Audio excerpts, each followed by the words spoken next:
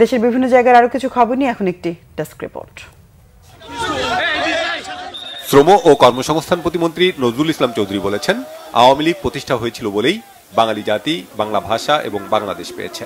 52 থেকে 71 পর্যন্ত বিভিন্ন আন্দোলন সংগ্রামে নেতৃত্ব দিয়েছেন বঙ্গবন্ধু শেখ মুজিবুর রহমান। চট্টগ্রামের সাতকানিয়ার কেরানীহাট মোড়ে স্থানীয় আওয়ামী লীগের সমাবেশে তিনি কথা বলেন। গোপালগঞ্জের টুঙ্গিপাড়ায় বঙ্গবন্ধু শেখ মুজিবুর রহমানের সমাধিতে শ্রদ্ধা জানিয়েছেন নবনিযুক্ত ডাক ও টেলিযোগাযোগ বিভাগের সচিব ডক্টর মুশফিকুর রহমান, প্রধানমন্ত্রী কার্যালয়ের পাবলিক প্রাইভেট পার্টনারশিপ কর্তৃপক্ষের প্রধান নির্বাহী কর্মকর্তা মোহাম্মদ মুস্তাফিজুর রহমান ও পার্বত্য চট্টগ্রাম বিষয়ক মন্ত্রণালয়ের সচিব একেএম শামীমুল হক সিদ্দিকী। তারা 15 আগস্টে শহীদ ও মুক্তিযুদ্ধের শহীদদের রুহের মাগফিরাত কামনায় দোয়া ও মোনাজাত করেন।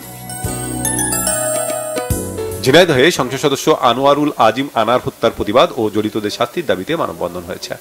সকালে কালীগঞ্জ উপজেলা শহরের হাটচাঁদনী এলাকায় ঘণ্টাব্যাপী এ কর্মসূচির আয়োজন করে হাটচাঁদনী কাঁচা ও পাকামাল ব্যবসায়ী সমিতি।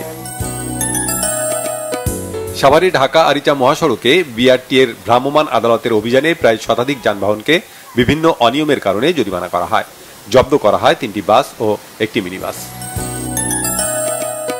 রংপুরে মহাসড়কে অভিযান পরিচালনা করেছে বিআরটিএ, জেলা পুলিশ ও জেলা প্রশাসন।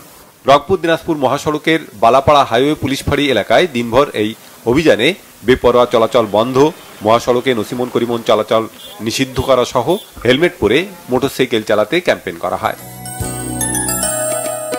ভোরের আলো সাহিত্য আসরের 21তম প্রতিষ্ঠাবার্ষিকী উপলক্ষে আলোচনা সভা ও আন্তর্জাতিক অপরাধ ট্রাইব্যুনালের রাষ্ট্রপক্ষের সাক্ষী এবং সাংস্কৃতিক ব্যক্তিত্বদের সংবর্ধনা দেওয়া হয়েছে কিশোরগঞ্জে। জেলা শিল্পকলা একাডেমিতে অনুষ্ঠানের উদ্বোধন করেন জেলা আওয়ামী লীগের সভাপতি বীর মুক্তিযোদ্ধা অ্যাডভোকেট জিল্লুর রহমান। প্রধান অতিথি ছিলেন প্রধানমন্ত্রীর সাবেক এডিসি অবসরপ্রাপ্ত মেজর মোহাম্মদ নাসিমুল হক।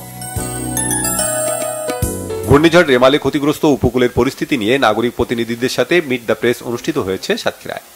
গণমাধ্যম ব্যক্তিত্ব মঞ্জুরুল্লাহ হোসেন বুলবুলের নেতৃত্বে জেলা প্রেস ক্লাবে এতে সভাপতিত্ব করেন প্রফেসর আব্দুল হামিদ।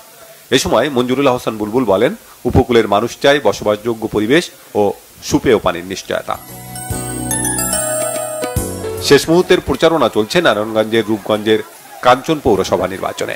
ভোটারদের দ্বারে দ্বারে যাচ্ছেন প্রার্থীরা, দিচ্ছেন নানা প্রতিশ্রুতি। উপজেলার বিরাবো, কেরাবো, চরপাড়া, নলপাথর এলাকায় প্রচারণা চালান মেয়র প্রার্থী রফিকুল ইসলাম রফিক।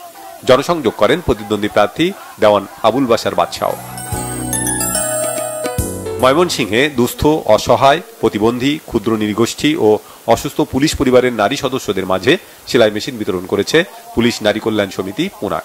নগরীর পুলিশ লাইন মাল্টিপারপাস শেডে সেলাই মেশিন বিতরণ করেন পুনাক সভানেত্রী ডাক্তার তৈয়বা মুসাররাত জাহা চৌধুরী।